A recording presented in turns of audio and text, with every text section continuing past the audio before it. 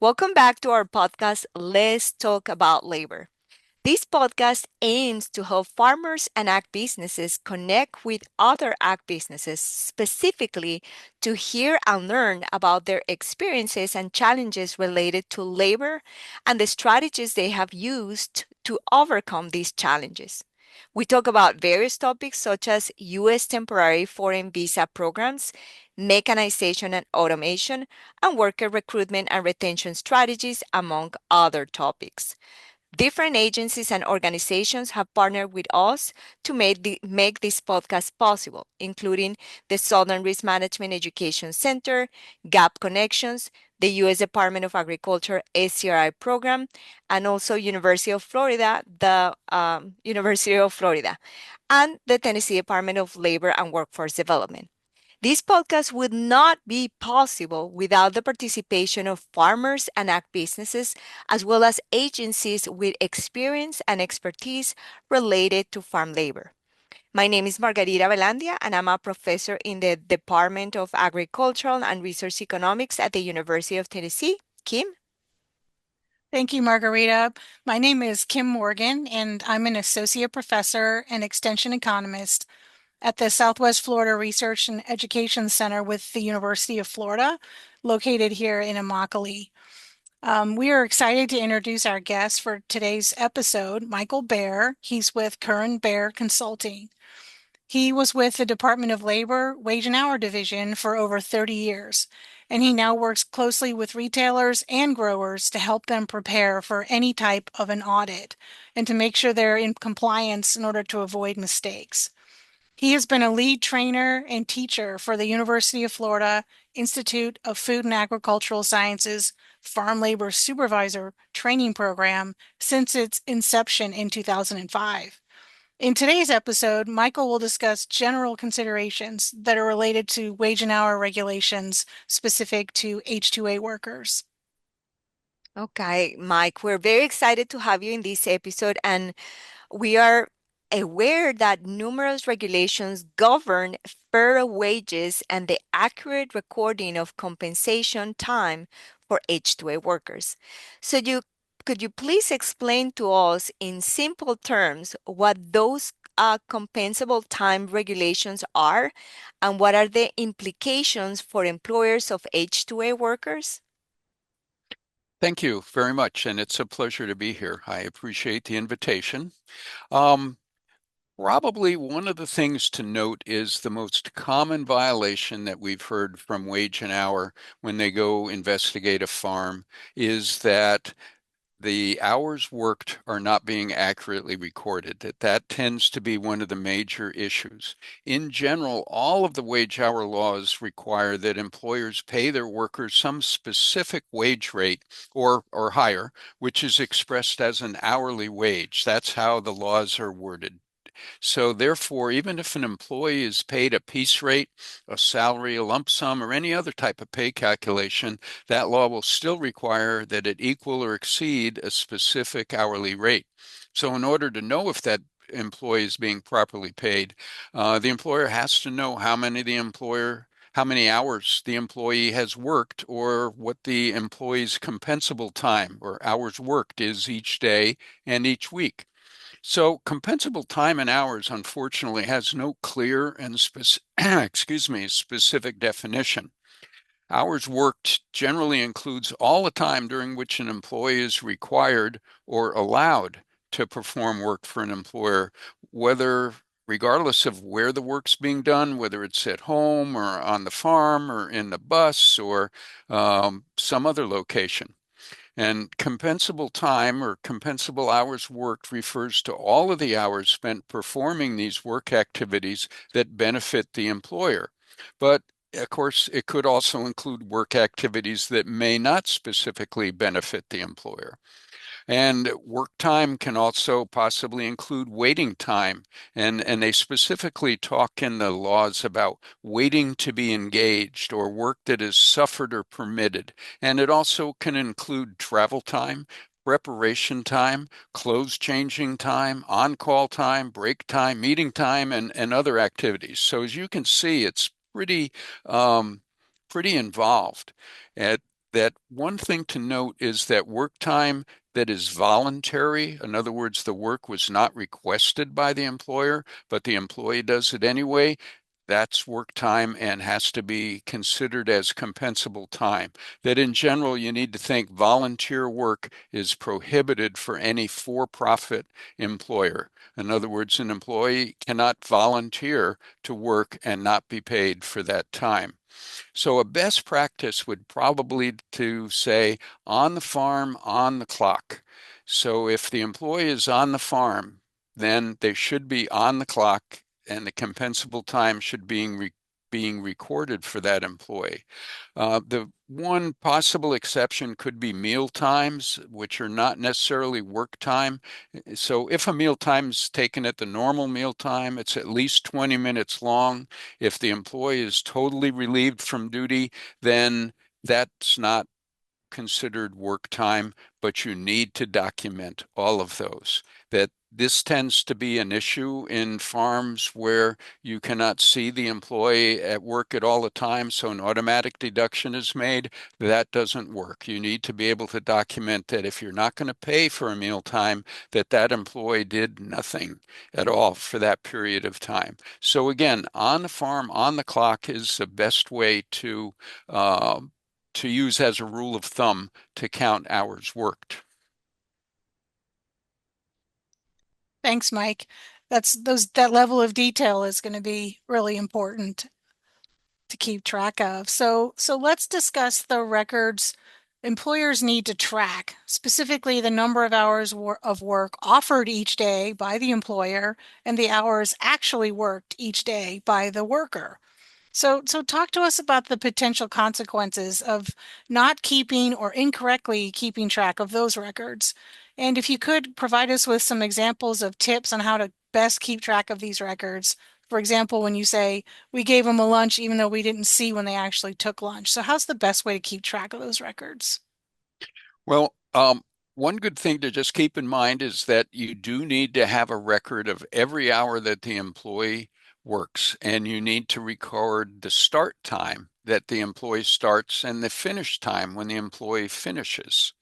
And a consequence of not doing that correctly, as we talked in the previous podcast, the fines and penalties can be quite huge. And that is the result of perhaps not doing it correctly. That can result in fines and errors.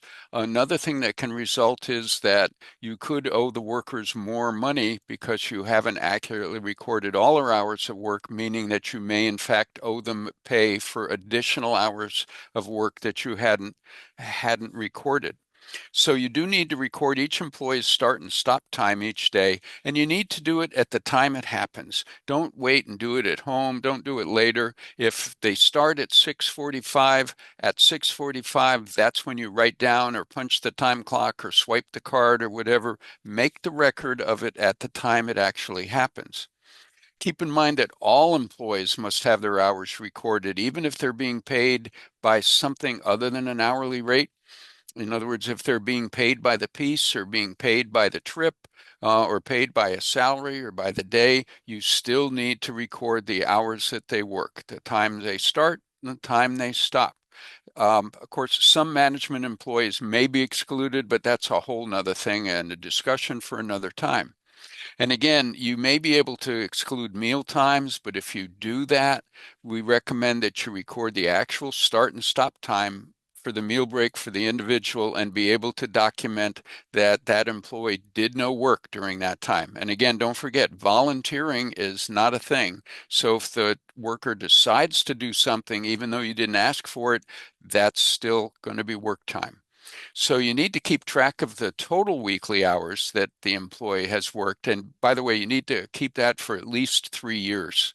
And if you're a farm labor contractor, don't forget you're supposed to turn in the payroll records, including hours worked, to the farmer or the packing house that you're working for.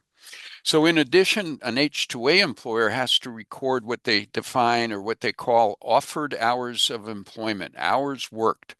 An offered hour of work is work time for a job that's available to the employee that day. So it's work that's available, the employee is available, and that could be considered an offered hour. It must be on a day that's a work day as listed in the job order. And in the job order, it will list specifically what days of work that the employees will be working. So an offered hour would be on a job order day. And it can be no more than the maximum number of hours listed on the job order. Again, the job order will list how many hours each day that they are working. Now, the third part is that all hours worked by an employee are automatically considered hours offered. So for those two things we just said, that doesn't necessarily apply on those days. If they worked more hours than on the job order, if they worked on a day that's not on the job order, you can still count those work hours as offered hours. And there's other restrictions that can apply based on the hours worked by other employees on the same day. But that's a little too involved to get into at this point. If you wanted or need to do something else, again, go to that expert, call up the labor department, ask your lawyer, ask somebody that knows what they're doing about it. So the daily hours offered have to be recorded each day, and you need to keep that record. System electronic is probably the best. If you can do it, use an electronic system to keep track of all of that information and keep it for 3 years. You need to understand how the system works, and you do need to explain it to your workers. And you need to check that it's doing it as it's supposed to do it. Check it on a regular basis. And again, explaining it to the workers is important because half of the battle for dealing with a wage hour investigation is they speak with the workers.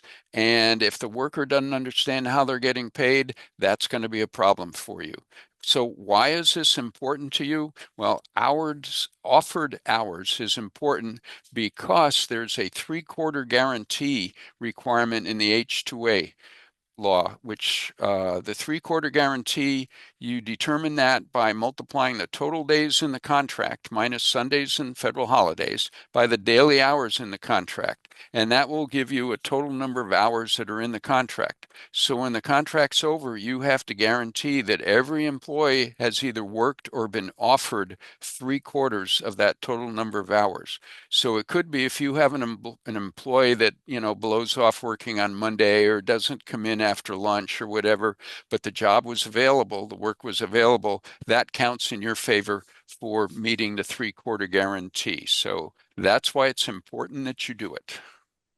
Oh, thank you. Yeah, that's uh, lots of details to keep track of, and it's well worth mentioning. Not only does the farm labor contractor and the farm owner have to communicate and keep things straight, they also need to let their workers know how that's being calculated. So when they are questioned, they know as well how to figure out how they're getting paid and communicate that. So thank you for that. So you've got lots of experience, and I know you could probably give us a long list at answering this next question, but could you discuss with us common unintended violations that you have seen committed by employers of H-2A workers and what consequences they faced when they violated those regulations? Sure. Probably the most common violation or problem that I've seen is that not accurately recording the hours that an employee has worked, whether and rarely is it done intentionally. It may be done for any variety of reasons, but it's a big problem. So that's probably the biggest problem. Another one is that paying rates that aren't listed on the job order. You can't change your mind in the middle of a job order. You can only pay what's listed on the job order. For a contractor, you can't go to a job location that's not listed on the job order. That seems to be pretty common. And you can't have an employee work on a job that's not listed on the job order. So remember, the job order is the Bible, and you need to do everything that it says and nothing that it doesn't say.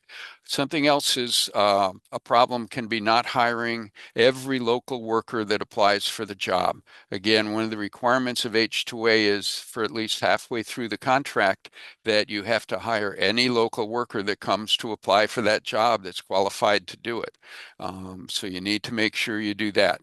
Um, not increasing the required H-2A rate when it increases, which it generally does once a year. That's something to pay attention to that you need to do. Not paying and treating the local workers doing that same job when the H-2A contract starts, you need to remember to do that. And not understanding how that three-quarter guarantee process works. That's another thing that's frequently an unintended violation that you see. Probably the biggest unintentional one I've noticed is that the law requires you to notify the Department of Labor and Department of Homeland Security when an H-2A worker quits or gets fired or in any way stops appearing on the payroll. And that notification is supposed to be done within 3 days. So you need to make sure that you keep and document that you have in fact done that for every employee that leaves the payroll. And another common problem I've noticed is not realizing that many of your current employees likely could be considered corresponding employees, and therefore they need to be paid and treated just like the H-2A workers and paid and treated like the job order says, beginning on the start date of the contract, even if the visa workers haven't yet arrived. So the consequences can be thousands or even hundreds of thousands of dollars in penalties. And it's very expensive. It can be very expensive. And of course, the ultimate penalty is that you could be prohibited from using the H-2A program in the future. So that's something to really keep in mind to track to make sure you're doing things properly. Great, Mike. Very useful information. Now I'm going to switch gears a little bit and talk about the H-2A 2023 Adverse Effect Wage Rate Final Rule. That created a little bit of at least confusion in some of the farmers in Tennessee using the program. So, indeed, in February of 2023, the U.S. Department of Labor published a final rule describing a new methodology for determining the adverse effect wage rate that was implemented on March 30th of 2023. And that was only for certain occupations for temporary labor certification in the H-2A program. As I mentioned before, this created some confusion regarding the implications of this final rule for the wages growers needed to pay those H-2A workers.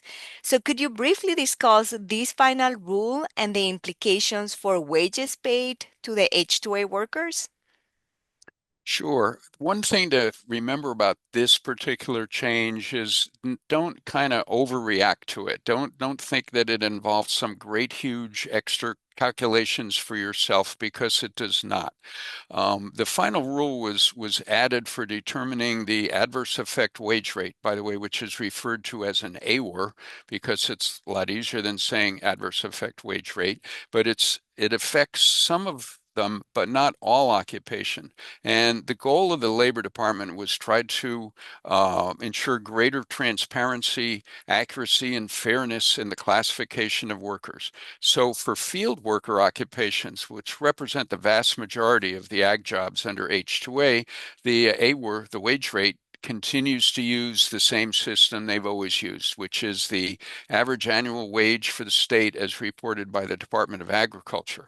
But what they did is they added an additional one. And for other agricultural jobs, which are not part of the standard field worker occupation, the AWR is set by using a different average that's done through a study and survey by the Bureau of Labor Statistics. And this includes jobs other than graders, sorters, hand workers, laborers, farm workers, hand packers, and ag equipment operators. So again, that standard group that you've almost always been using for just about everything, they're staying the same. It's only the exceptions that are different. So that would possibly include jobs like a bus driver for the workers, truck drivers, etc. Um, it's a different survey, and that's why it's coming up with a different rate of pay. And generally, of course, the Bureau of Labor Statistics survey has resulted in higher hourly wages, which are reflected, therefore, on those job orders. So what you need to do when doing a job order is separate out. If you have a truck driver that's driving the semi from the farm to a packing house in the next town, separate that job out, give it its own job order because that rate is going to be much higher than the field workers. And again, the field workers, almost everybody, including machine operators, like a tractor driver, that's still the same. So one other thing to keep in mind is that where the field worker AWR adjusts at the end of the year, the Bureau of Labor Statistics categories adjust in the middle of the year. So you got to keep your eyes open around June or July. Again, keep in touch with your certification officer up there in Chicago where you send your application. They can certainly help you out. But please don't overthink it. Virtually all of your workers are still going to be in the same. You put the jobs that they're going to do into the job order, and don't do anything or don't make the worker do any other job that's not listed in the job order, because that could get you in trouble. Your certification officer will certainly tell you if you've added a rate or added a job that requires a higher rate, and then you just need to pull that out and perhaps file a separate job order for that. That's excellent, Mike. And I kind of like had a follow-up question, but you kind of like answered already that. But just to make an emphasis on that, one of the questions that I got, um, um, I think it was 2 years ago during a labor workshop that we were conducted here in Tennessee.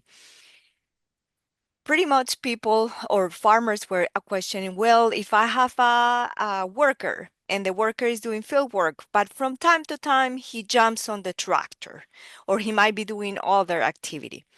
That was a question that I got, and at the time I was not able to answer that question. So maybe emphasize a little bit more with an example of what happens if you have a worker that is doing mainly field work, but from time to time is doing something else. Will that get you in trouble? Do you have to follow certain procedure? What do you need to do in that case? Okay.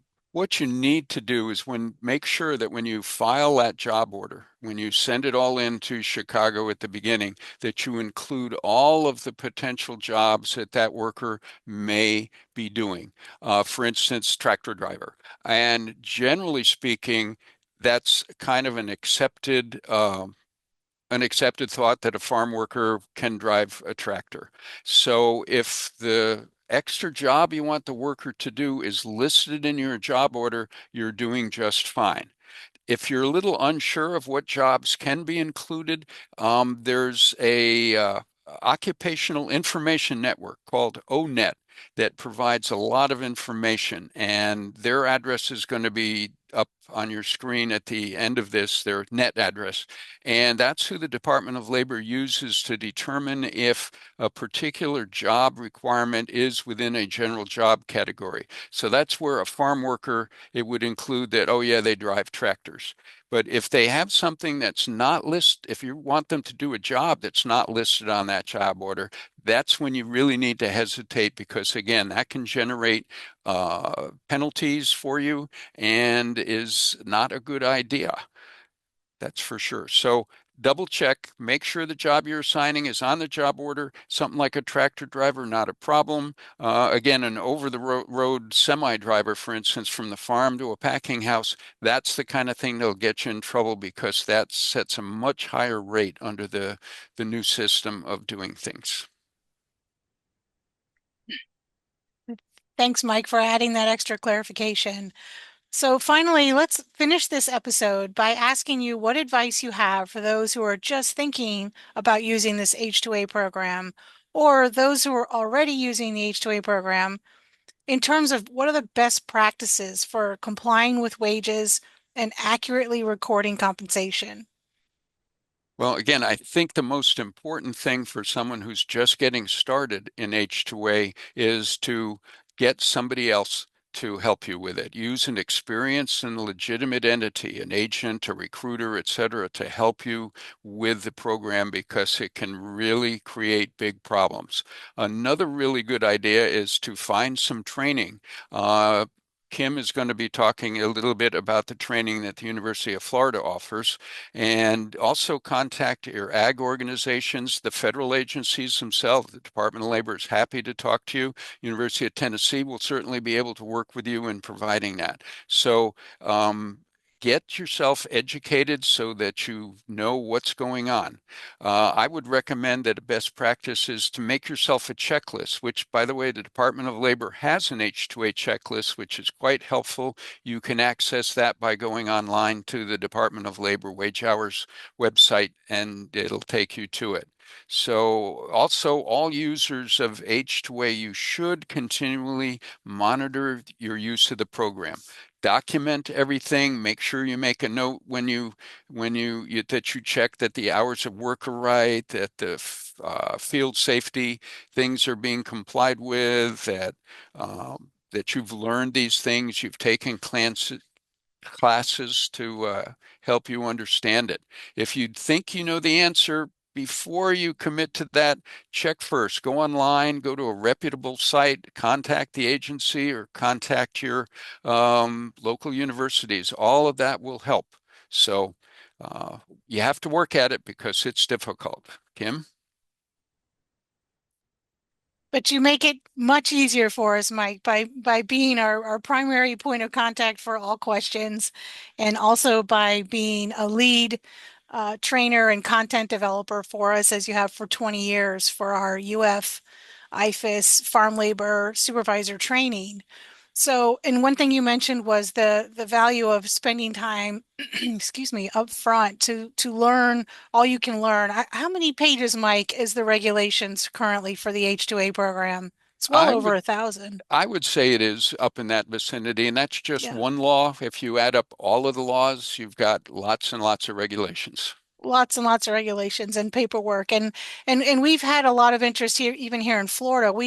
The state of Florida requires that not only do they register federally, but they also have to register annually with the state, and they have a small questionnaire or quiz that they have to complete. And we have currently over 1,700 registered farm labor contractors here in the state of Florida.